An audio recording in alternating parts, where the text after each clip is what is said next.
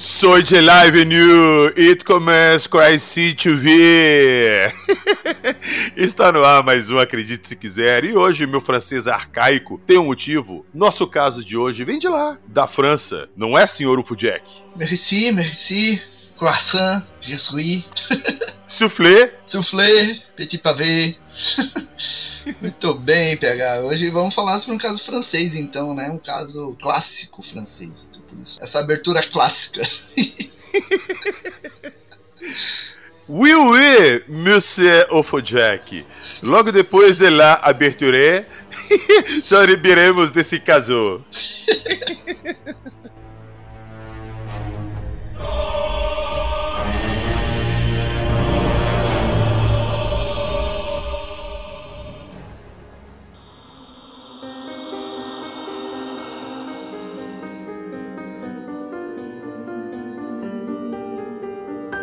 Avistamentos inexplicáveis, OVNI esférico, tricorder, seres extraterrestres, abdução.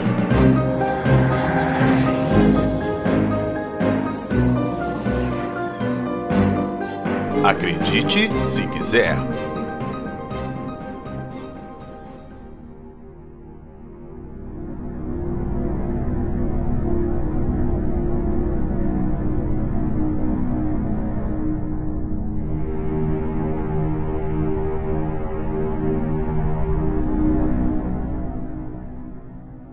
Senhor Ufo-Jack, sou todo ouvidos. Por favor, nos conte essa história. Então, PH, esse caso, ele é um caso clássico da ufologia francesa e também da ufologia mundial. Ele ocorreu em 1967, mas o que eu acho legal nisso tudo não é o caso também, mas é que ele tem relação com dois casos brasileiros, e um deles, inclusive, é um caso inédito. Ninguém conhece. Nós vamos falar sobre isso hoje.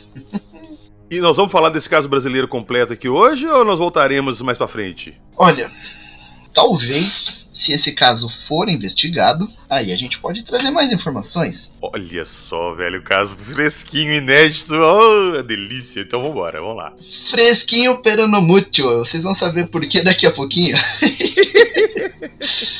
Vamos lá então. O caso francês, ele ocorreu numa região chamada Cussac. Cussac é um vilarejozinho que fica na região de Cantal do Maciço Central. Cantal é como se fosse um estado lá na França. E a cidade em si, ela é chamada de Sainte-Fleur. E Cussac é um vilarejozinho que pertence a Sainte-Fleur, né? É uma cidade de primeira, né? Cussac, se você passa na primeira marcha, ainda você vê umas casas. Mas se você acelera, passa para a segunda marcha, já passou pela cidade, né?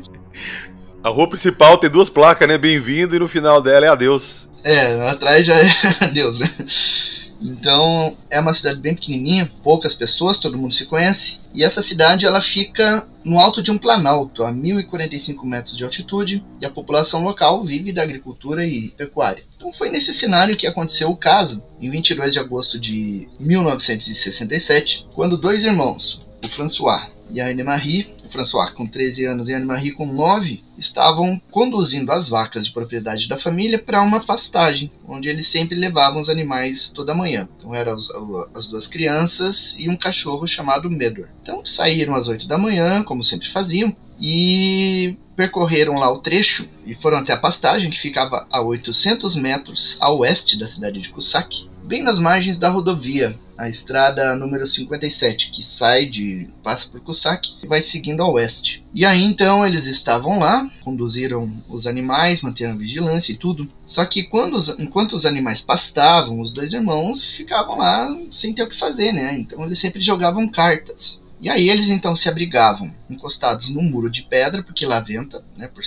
ter uma grande altitude. E daí então eles estavam abrigados nessa mureta de pedra que separa os terrenos lá na França. E aí, em dado momento, ele percebeu que as vacas se agitaram demais. E elas estavam saltando a mureta indo para o território do vizinho. E ali naquela estrada não costumava passar carro. Era muito raro passar carro ali. Então eles acharam aquilo muito estranho. E o menino então ele ficou de pé para chamar o cachorro, para que o cachorro fosse lá pastorear e impedir que as vacas fugissem. Nisso que ele ficou de pé, ele olhou para o lado e viu 4 figuras que ele achou que eram crianças. Isso a 50 metros de distância. Essas crianças estavam vestindo algum traje escuro e estavam atrás da cerca de pedras, hein? No terreno que ele estava. Tinha a cerca de pedra, tinha a estrada e mais uma cerca de pedra. Então essas supostas crianças estavam além dessa cerca de pedra do outro lado da estrada. E aí então ele olhou aquilo e falou para a irmã que havia mais crianças para brincar. Putz, não. Que decepção que ele vai ter. E aí, daí a Ana Maria levantou toda animada, né? Ei, vamos brincar com a gente, né? Falou pra eles. E aí as crianças lá não deram atenção. Elas continuaram fazendo o que elas estavam fazendo. E aí ele começou a olhar melhor para aquelas crianças e ele percebeu que havia alguma coisa estranha. Atrás das crianças havia uma grande esfera brilhante, prateada, meio oculta atrás de uma árvore e que iluminava toda a área. Isso era 10h30 da manhã, mas aquilo brilhava. 2 dos seres estavam de frente para o objeto, um de frente para o outro, então eles viam esses 2 seres de perfil. Havia um terceiro agachado no chão, mexendo em alguma coisa no solo, e mais um quarto segurando alguma coisa como se fosse um espelho. E esse espelho brilhava, reluzia e a luz vinha direto na vista das crianças, né, dos 2 meninos. Esse espelho ele tinha uns 20 a 30 centímetros de comprimento e estava na mão de uma das crianças. E aí, então, eles começaram a observar essas crianças. E essas crianças, 2 delas tinham em torno de 1 metro de altura e outras 2 tinham em torno de 1,20 m. A cabeça delas era alongada, o crânio era pontiagudo, o nariz também era meio pontudo, com o queixo assim mais acentuado. Os braços eram mais longos que o normal, comparado com o ser humano, e as pernas eram magras e curtas. E vestiam um traje preto, semelhante ao de um mergulhador, né? Mas esse traje ele era meio que brilhante, digamos. E aí, como essas crianças não estavam respondendo, o François resolveu subir na cerca na mureta de pedra, para ver melhor e se aproximar e tudo e chamar as crianças. No que ele subiu na cerca de pedra, as 4 figuras viram o movimento da criança e aquele objeto que estava atrás delas começou a se elevar e os 2 primeiros seres que estavam de frente um para o outro começaram a subir e mergulharam de cabeça pelo topo do objeto, entrando nele. E olha só, quando você tem um relato de avistamento, a entrada da nave é sempre na lateral ou embaixo, né? Sim. E esse fugiu do padrão, a entrada foi por cima. E eles estavam voando, Jackson? É isso mesmo? Flutuando, isso, voando? Isso, eles voaram e mergulharam de cabeça para dentro do objeto. Caramba, velho. E aí, o outro tripulante que estava agachado, raspando alguma coisa no chão, também fez o mesmo movimento. Assim que os 2 primeiros entraram, ele também voou e entrou dentro do objeto. E aí o 4º tripulante, que estava segurando aquele espelho, ele voou também e foi em direção ao objeto, mas só que na metade do caminho ele voltou até o chão, aparentemente para pegar alguma coisa, e voltou para dentro do objeto e mergulhou ali de novo também, né, que nem os outros. E aí começou um barulho, um silvo, um ruído estridente ali, e esse objeto que estava subindo, fazendo um movimento espiralado, ele acelerou e desapareceu ali em direção a noroeste. E aí eles ficaram bastante assustados, né? Eles resolveram então recolher as vacas. E aí é curioso que quando o objeto estava fazendo esse barulho,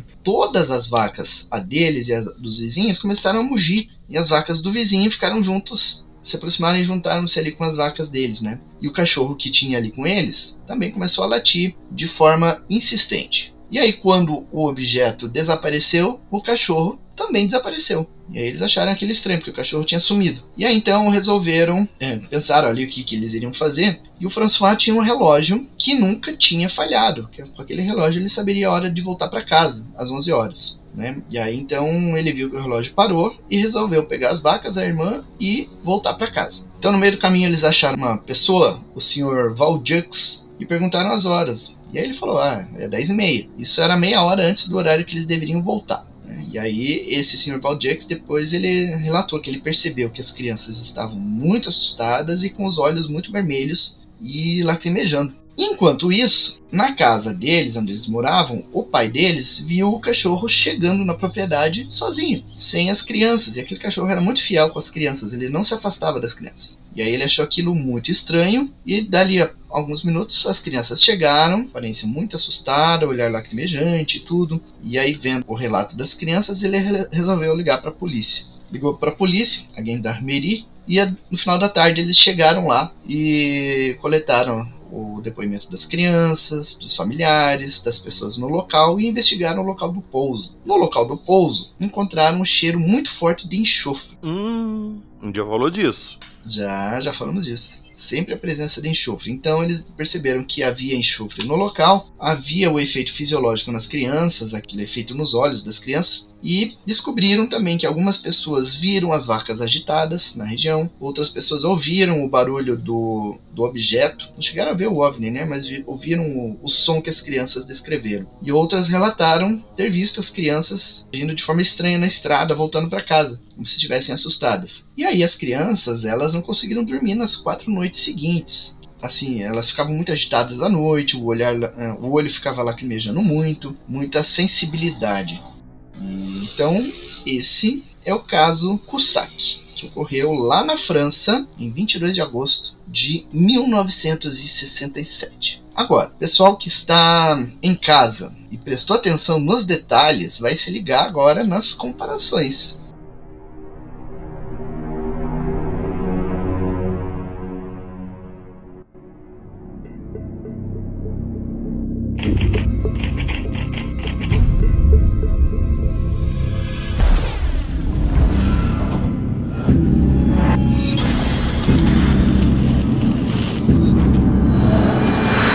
Você está ouvindo o Arquivo Fenômeno.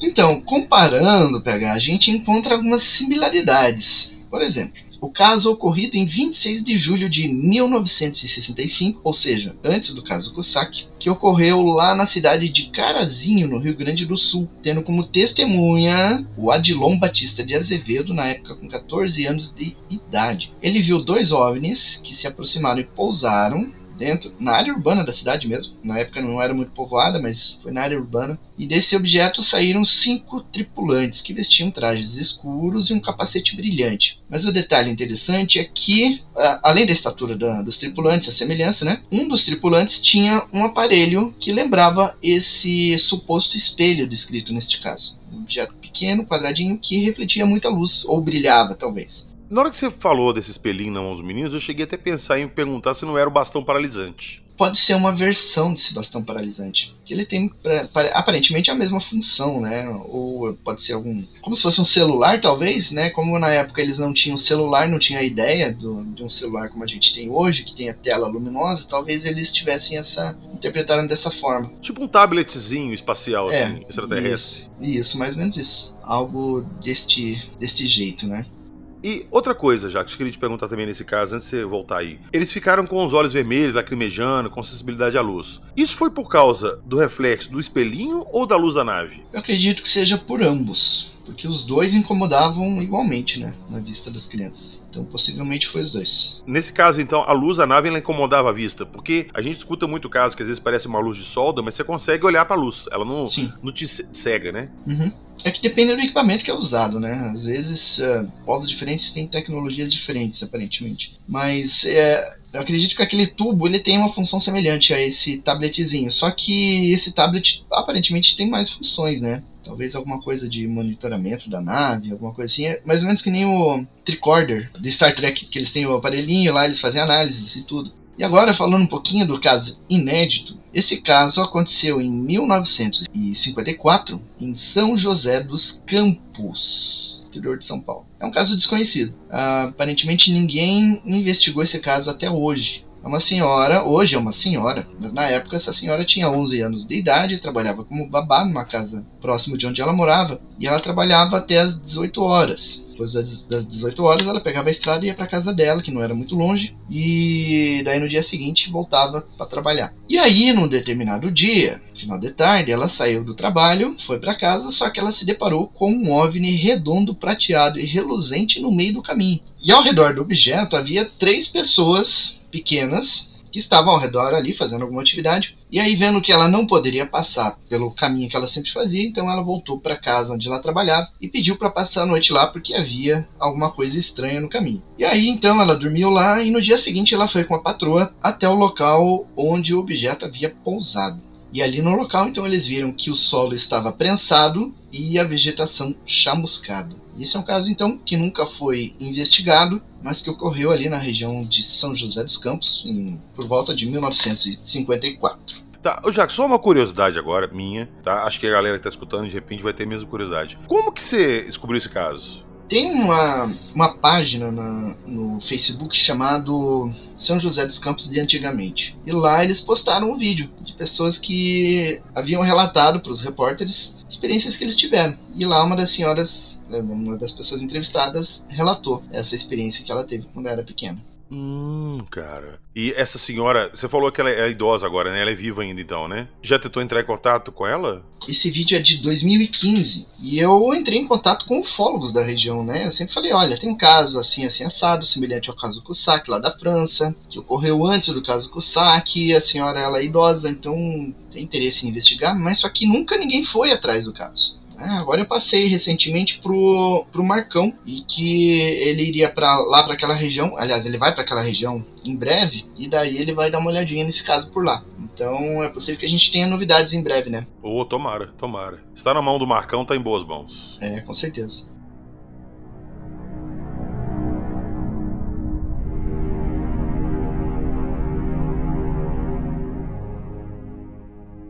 A região onde ocorreu esse caso é lá na região da Vila Alexandrina, em São José dos Campos. Hoje é uma área praticamente urbana, mas naquela época não era muito, né? Então, assemelha-se também à questão do caso de Carazinho, né? Que o objeto pousou numa área que na época não era tão povoado e que hoje já é bastante povoado, mas ainda dentro da área urbana, né? Pois é. Quando você estava contando sobre o Cussac descrevendo as criaturas, você vai me ajudar agora que eu não vou lembrar o nome do caso de cabeça. Qual é o nome do caso que gerou o filme Communion? É a experiência de abdução do Whitley Strieber, que é um escritor lá dos Estados Unidos. A capa do livro dele, que tem a imagem do extraterrestre, é idêntico aos seres que você descreveu. Idêntico. Olha que interessante. É legal essas similaridades, né? A relação dos casos. Exatamente. É mais um caso que aparece aí, que se cruza. E olha só que interessante. Vou até mandar um abraço pra ele, grande Cláudio, lá do apoiador do nosso grupo. Abraço. Eu soltei um episódio com o Kling na data de hoje, né? Hoje é terça-feira, a gente tá gravando uma terça. É o dia que eu solto o episódio do Acredite Se Quiser também. E a gente falou brevemente desse caso lá. A gente não entrou em detalhes, mas a gente citou esse caso, que é um caso muito bizarro.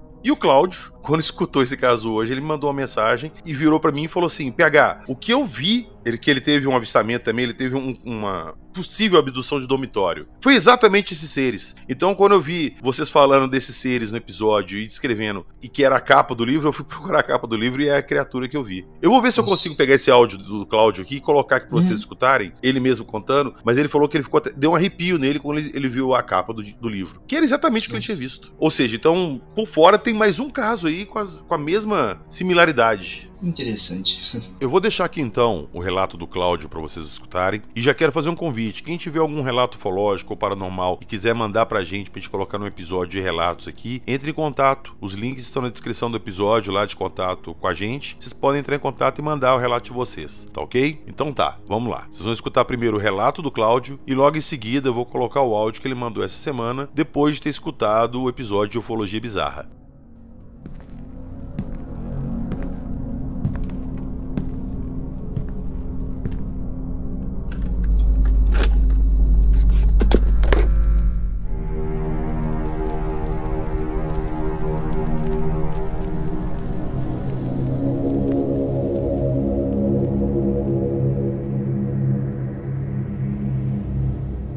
Cláudio, tenho 48 anos, sou de Várzea Paulista, interior de São Paulo. Queria agradecer a oportunidade de dar esse relato, que é algo que me ocorreu há muitos anos, mas eu tenho a nítida lembrança até hoje. Não sei se foi real, não sei se foi um sonho, mas é engraçado um sonho durar tanto tempo assim, né, na memória. Isso foi em 79, tinha 6 para 7 anos de idade, morava em Jundiaí na época, né? E eu dormia no quarto dos meus pais, num berço grande de madeira. Eu tenho 5 irmãos, sou o caçula. A família era um pouco grande e a casa era pequena. Então até os 7 anos eu dormi no quarto dos meus pais. E certa noite eu acordei com uma luz no quarto, tomando o quarto todo. Parecia uma névoa luminosa, uma luz leitosa.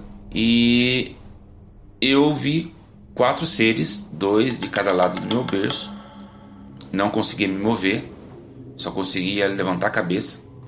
Eu via meus pais deitados na cama, não conseguia chamá-los. E assim, por mais bizarro que seja, eu não sentia medo.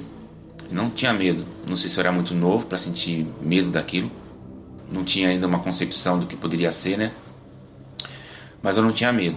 E esses seres, eles me tocavam, seguravam meu calcanhar, seguravam meus pulsos. E eu lembro que assim, eles eram figuras humanoides, né? Tinham os olhos compridos, a boca fina, como se fosse só um risco. Tinha 2 furinhos no lugar do nariz. E eles tinham na cabeça um chapéu. Parecia aquele chapéu de papa, sabe? De bispo. Chapéu pontudo. Eu não lembro se era um capacete, me parecia ser um chapéu. A roupa era toda igual, deles eram iguais. Era como se fosse uma túnica, um uniforme, um macacão, né? Um macacão com ombreiras pontudas e formava um V até a cintura. Não conseguia ver cor, porque parecia tudo ser prata, tudo prateado. O quarto inteiro estava prateado. E assim, o engraçado é que a visão que eu tinha deles era como se eles fossem bidimensionais. Parecia ser uma projeção. Não tinha muita profundidade assim. Eu não sei se é isso uma distorção da minha memória, mas o que eu lembro é que eles não tinham profundidade, não eram tridimensionais. Pareciam ser projeções que se mexiam. E eu via de fundo, parecia uma música de fundo também. Só que eu não consigo lembrar a melodia. E isso durava alguns minutos. Depois eu apagava assim, acordava como se estivesse acordando de um sonho. Isso aconteceu umas 2, 3 vezes no período de 1 ano, 1 ano e meio. E nessa época também, assim, era curioso que eu tinha sangramentos nasais frequentes. Não sei se tem ligação com isso. Mas assim, minha mãe chegou até levar eu no médico para fazer exame, para saber se tinha algum problema. E eu não tinha, graças a Deus, não tive nenhum problema sério. Depois parou. Foi uma época que eu tinha muitos sonhos. Tinha muitos sonhos recorrentes, sonhos parecidos. Sonhava que eu estava saindo do berço, flutuava para fora do berço, depois eu acordava, né? E esses sonhos eu sonhava em loop, eu saindo do berço, flutuando, e eu acordava. E dessa época em diante eu desenvolvi uma compulsão em olhar para o céu. E nessas de olhar para o céu eu tive a felicidade de ver várias coisas, né? Quando criança, tinha um dia que eu estava brincando no quintal e de dia eu olhei para o céu e eu vi um objeto enorme entre as nuvens. Só que ele não tinha o formato clássico de disco voador, assim. Ele era um objeto comprido, parecia uma chave de boca, essa chave de abrir parafuso, porca. Ele era comprido e nas duas pontas, nas 2 extremidades dele tinha como se fosse um U, uma boca. E eu saí correndo, chamei minha mãe, como sempre, né? E minha mãe saiu, não conseguiu ver nada. Meu pai até brincava comigo: esse menino vai entrar para aeronáutica, porque ele não para de olhar para o céu. E isso durou anos, assim, essa minha compulsão. Até hoje eu tenho o hábito religioso de chegar em casa e olhar pro céu. E até hoje eu vejo coisa. E essas visitas duraram, como eu disse, foi no período de 1 ano, 1 ano e meio, 2 ou 3 vezes. Da mesma forma, do mesmo jeito, eles apareciam, me pegavam, olhavam pro outro. Dava a impressão que eles transmitiam alguma informação para mim, mas não mexiam a boca. Eu até hoje eu não sei o que eles me falavam. Tentei ir atrás de hipnose regressiva, mas não consegui achar um profissional que fizesse isso. Os anos se passaram, eu tive vários avistamentos à noite, de dia. Acho que é pelo fato de eu olhar muito para o céu, né? Não tive mais sonhos com eles. Só nos meus 18 anos, quando eu comecei a trabalhar numa loja de produtos esotéricos, eu comecei a ler bastante sobre paranormalidade, espiritismo e viagem astral. Comecei a tentar fazer viagem astral e numa dessas tentativas eu voltei a ter toda aquela experiência que eu tive quando eu era criança, de ficar congelado e ver novamente os seres. E o engraçado que, assim, nessa vez que eu os vi, eu comecei a ter um pouco mais de medo. Eu fiquei congelado e com medo. E quando eles apareceram, né, e nessa vez que eu estava já com 18 anos, eu também ouvi um som, como se fosse um som de motor de carro em baixa rotação, como se fosse diminuído o tom do barulho do motor do carro, né? Um barulho de engrenagem, de embreagem, assim, de carro, né? Um barulho de motor mesmo, uma coisa mecânica. Tive essa experiência com os meus 18 anos, de vê-los novamente no meu quarto, e não tive mais. Só que nesses anos, entre os meus 6 anos de idade e os 18 anos de idade, eu tinha flashes deles. Às vezes eu estava brincando, às vezes eu estava na escola, vinham como se fosse um flash da cara deles na minha cabeça. Só que eu não comentava com ninguém, para não ser alvo de chacota, né? Depois dessa experiência que eu tive de vê-los novamente com os 18 anos de idade, eu não tive mais. Eu recordo como eles são perfeitamente, consigo desenhar, só que eu não tive mais sonho com eles. Hoje eu ainda tenho os avistamentos, eu consigo ver objetos no céu. Eu tenho a felicidade de agora ter minha filha. Eu tenho uma filha de 17 anos e eu tive alguns avistamentos com ela. E 2 deles foi ano passado. No final do ano passado eu vi um objeto bem nítido, que foi uma luz no céu. Primeira, assim, eu estava com ela na estrada indo buscar minha esposa no trabalho, e ela viu primeiro uma luz vermelha no céu. Eu achei que fosse uma lâmpada, uma luz de alguma antena, né? Que estava parado, né? Só que começou a se aproximar no meu campo de visão. Eu parei o carro para observar melhor. Era um objeto translúcido vermelho, totalmente iluminado. Não era balão, porque de cara a gente sabe que é balão. Não tinha oscilação de tocha dentro, nada. Era como se fosse uma lanterna de um carro acesa no céu. Era um objeto redondo. Ele tinha 4 hastes, como se fosse 4 pés. E engraçado que parecia lasers, assim. As hastes pareciam essas espadas do... Eu até comparo com aquela espada do Darth Vader, né? Mas eram 4 pés luminosos. Esse objeto atravessou o céu. Ele estava parado, depois ele começou a se movimentar, atravessou o céu lentamente. A gente conseguiu fotografar, embora na foto isso não saiu legal, porque foto de celular é uma droga, né? Mas nitidamente eu via que era um objeto redondo. Ele se movimentava, ele não oscilava, não girava, ele como se estivesse congelado no céu e movimentando em linha reta, assim, né? Ele não tinha oscilação como se fosse um balão. Ele atravessou o céu até um certo ponto. Depois ele pegou uma velocidade, altitude e sumiu. Minha filha viu isso comigo. Tenho ela como testemunha ocular, né? E eu tive outro avistamento com ela também. Ela também viu primeiro. Ela estava no quarto dela. Ela olhou para o céu, tinha uma luz. Essa luz se dividiu em 6. 3 luzes para cada lado. Essa luz sobrevoou um trecho do céu em linha reta, em formação, e depois sumiu. Eu tive assim vários avistamentos, acho que porque eu tenho essa compulsão de olhar para o céu, né? Todo dia praticamente eu olho para o céu.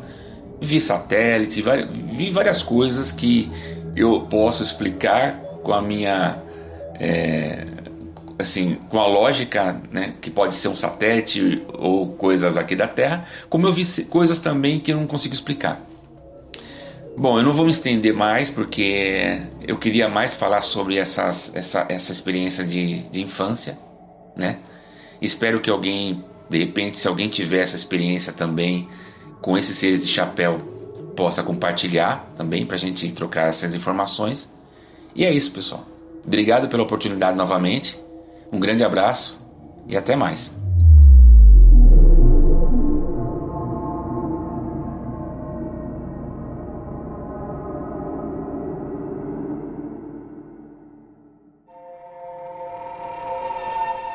PH, tô ouvindo o podcast aqui agora e fiquei arrepiado, cara. Tá contando a história do cara que viu a capa do Comunhão, do mesmo filme que eu vi na locadora e tive a mesma sensação que o cara teve, cara? Que história louca é essa, bicho? Juro por Deus. Eu falei essa história pra você, né?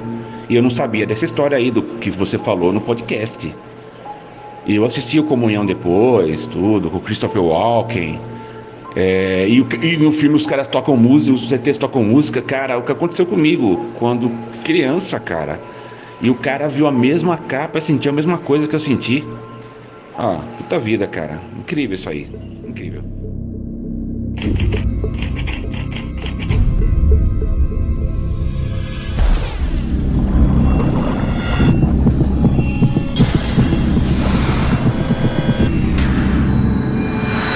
Você está ouvindo o Arquivo Arquivo Fenômeno.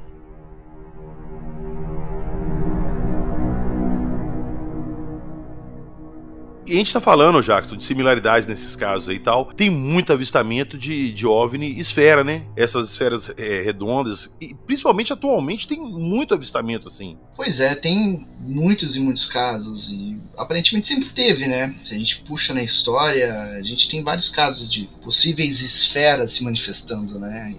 Esferas muitas vezes tripuladas. E agora com casos de contato, né? De 1954 para cá. Aquele caso que ocorreu em Caracas, na Venezuela, que teve aquele alienígena peludo brigando com o motorista do caminhão, também envolveu um objeto esférico, né? Como é que é, Jackson? Como é que é? Peraí, volta. Teve um caso, aonde? Na Venezuela? Na Venezuela, em 1954, seres peludos que agrediram um motorista. E 2 tripulantes brigando com o motorista, e depois o assistente do motorista entrou na briga também, para tentar afastar o que quer que seja aqueles seres que desceram desse objeto. E é interessante que em dado momento um deles sacou uma faca para atacar o tripulante, e a faca batia no tripulante e saía faísca, mas não conseguia penetrar no tripulante. Então, é bem intrigante, né, essa história. Essa história tem chance de ver a luz do dia num episódio? Olha, é possível, mas é um caso curtinho, né? Não daria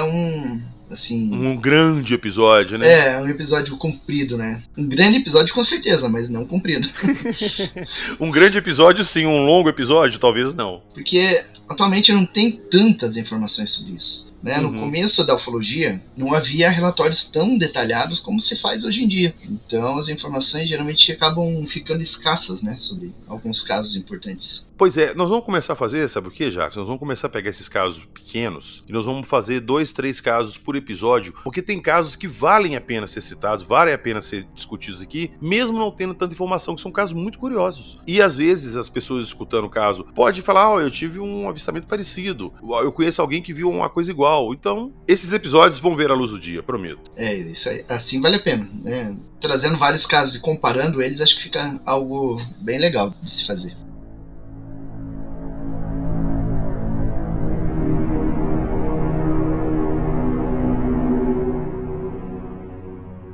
Então é isso aí. Falamos do caso Cussack e de alguns casos que estão relacionados. Descobrimos um caso inédito no Brasil, que pode vir a se tornar um caso com mais material, com depoimento da testemunha, que ainda é viva. Vamos torcer que o Marcão consiga seguir essa pista lá pra gente, né, Jackson? Isso aí, como você disse, né? Se está na mão do Marcão, então está em boas mãos. E lembrando a todos que estão nos escutando, vocês gostaram dessa história e querem saber mais detalhes dela, estará lá no Fenômeno. Eu vou deixar o link aqui na descrição do episódio. E lá na descrição do episódio também tem um link do nosso Apoia-se. Quem puder entrar lá e dar uma força pra gente, dar uma moral pra gente, vai ser super bem-vindo lá no nosso grupo do WhatsApp pra trocar uma ideia sobre paranormal, ufologia, esse tipo de coisa. E aproveitar que eu tô dando os recadinhos aqui, pedindo favores a vocês, queridos ouvintes. Dá uma moral pra gente também lá no nosso canal do YouTube. Tanto Acredite Se Quiser, como o Fenômeno. Tem canais no YouTube com muitos vídeos lá. No caso, Acredite Se Quiser, a gente tá subindo os episódios lá para as pessoas que quiserem escutar pelo YouTube. E no Fenômeno, não precisa nem falar, né? O Jackson faz reconstituição de casos com análise em vídeo, colocando a documentação toda. Então vale muito a pena. Quem puder, dá um pulinho lá e dá uma moral pra gente. Beleza? Mas antes de finalizar, Jackson, eu queria deixar um grande abraço aqui para 2 pessoas.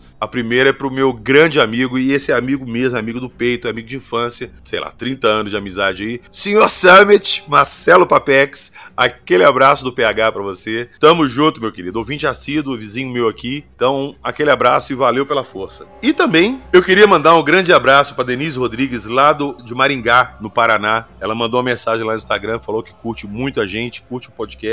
Então, Denise, um salve, um beijo do PH. Muito obrigado pela audiência. Valeu aí, tamo junto. É nóis.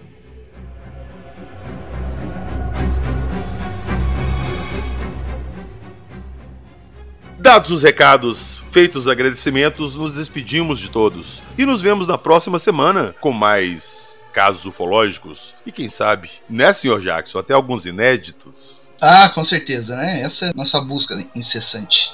Põe incessante nisso. Põe incessante nisso. Essa busca nunca vai terminar. Acredite, se quiser.